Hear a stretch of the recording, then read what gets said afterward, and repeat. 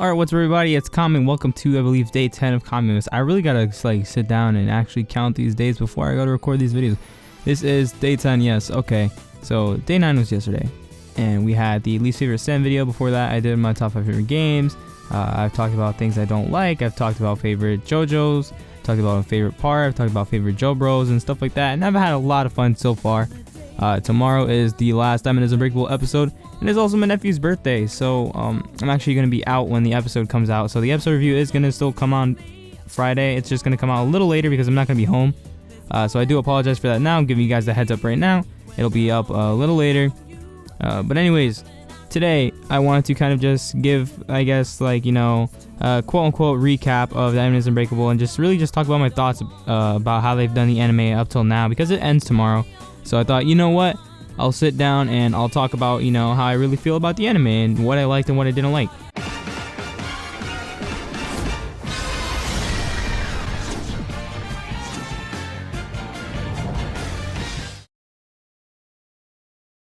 Okay, so before we talk about any of the actual episodes or anything like that, one of the first things that I really liked about the Diamond Is Unbreakable anime, one of the things that just made me really appreciate it, aside from the preview trailer just being so damn good, was the presentation of the anime. Now, if you guys read the manga, you guys know that in part 4, going from part 3 to part 4, Araki, you know, slowly starts to change his art style, and then there's like the big art change in part 4, where it stops looking like part 3 like it does in the beginning, and it looks how it looks, you know, for the rest of part 4. Everybody's, you know, more slimmed down. The art is a little, you know, cleaner and more touched up, and I like that the anime takes this same exact, you know, progression of Araki's, you know, just drawing skills over the years with the anime part, and they also change the anime art style. So we get a bunch of, like, you know, different abstract colors and shit in the world, as well as the actual characters just looking different with the art style. A lot of people complained about the noses at first, and it's funny because the noses in the anime are drawn how they are in the manga. So stop complaining about the damn noses. If anybody still complains about that, I don't know if people still do, but they just did what they did in the manga. You know, they just copied Araki's art style and just continued on with it, and you know, they just drew that into the animation, you know, the animated version of it, and the noses look fine, but the presentation overall is just great. There's a couple moments where some of the episodes look a little and I know a lot of people like to point these out and make jokes and shit, and they take these like 1 or 2 still frames that are on the screen for, like, you know, maybe 5 seconds, 4 seconds, and they like to make a lot of memes out of those. And I get that, you know, these frames are like really bad. Like when they first introduced Killer Queen, you know, it looks really goofy, but then the next episode immediately after that, the week after, we get Killer Queen again, and he looks very menacing and very scary and very, you know, just ominous and evil, and he looks great, right? He looks great in this episode right after. So it's like the first episode, they introduce him at the end of the episode. He looks really weird. There's like a meme thing of it where they put Goku and Beerus's faces from that one early episode of Dragon Ball Super with the really bad animation. They took these faces and they put them over Kira and Killer Queen, and it actually works better than it's supposed to, just because of how they're drawn. But overall, the episodes just look amazing. I really like the abstract colors that they use. They make the sky yellow. You know, sometimes when we see the ocean and stuff, it'll be like a teal blue kind of greenish color to it.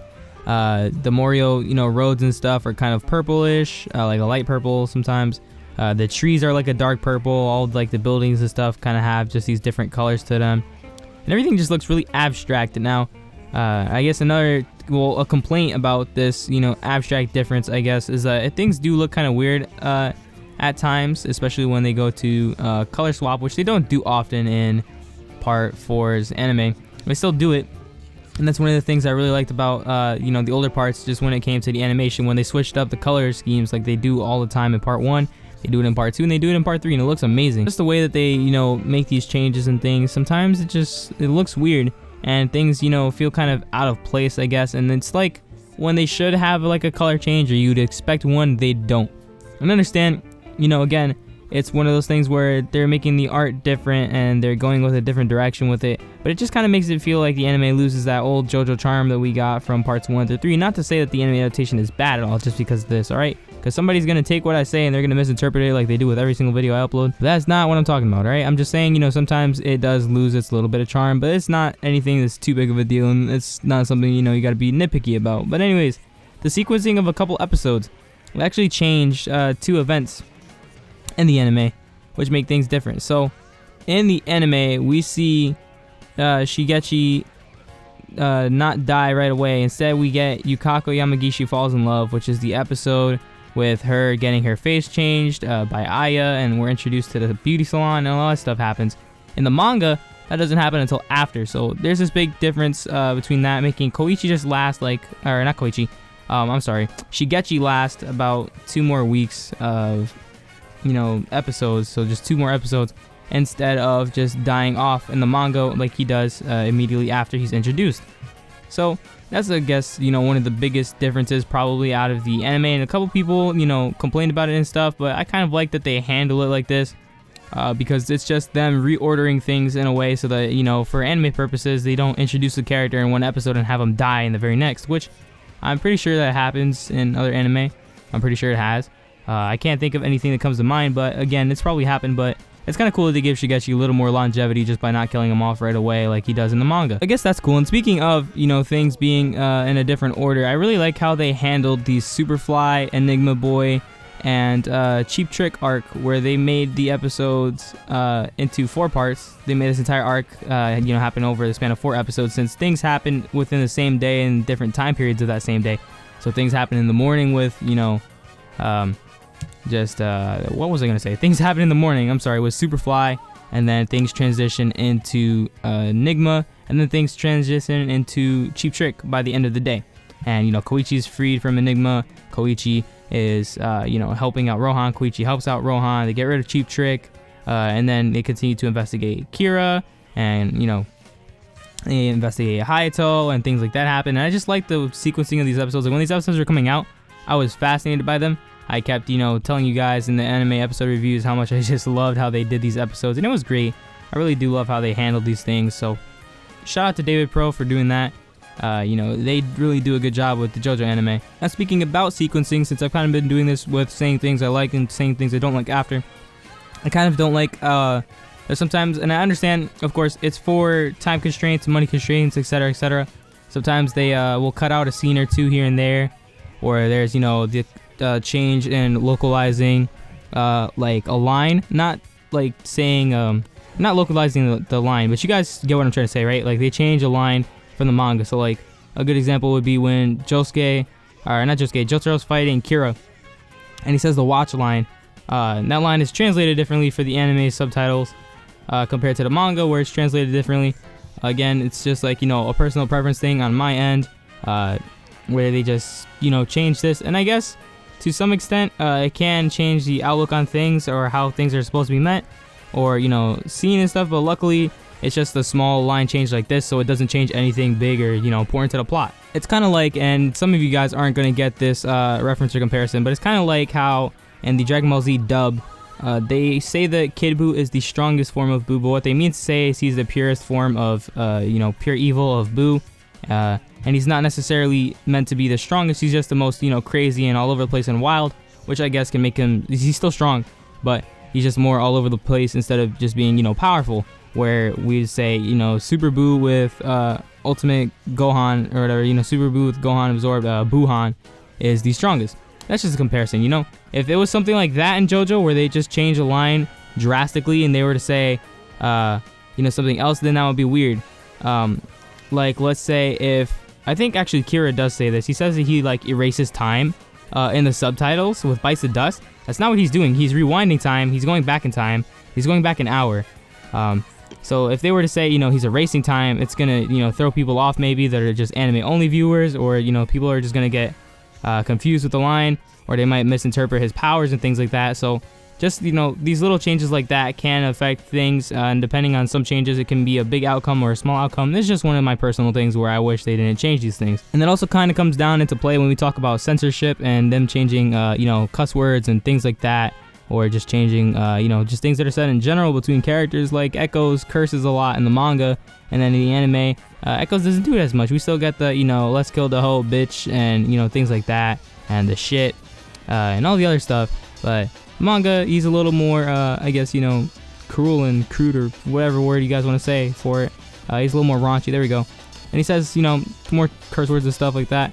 And that's not that big of a deal. It's like, whatever, if it's not subtitled in there, I don't care. It's like people that complain about, subtitles changing Crazy Diamond to Shining Diamond. Understand, It's, you know, legal reasons and stuff like that. But you still hear the voice actors say Crazy Diamond. They never change the voice lines, alright? It's just changing the subtitles for legal reasons. So people that complain about that need to shut up.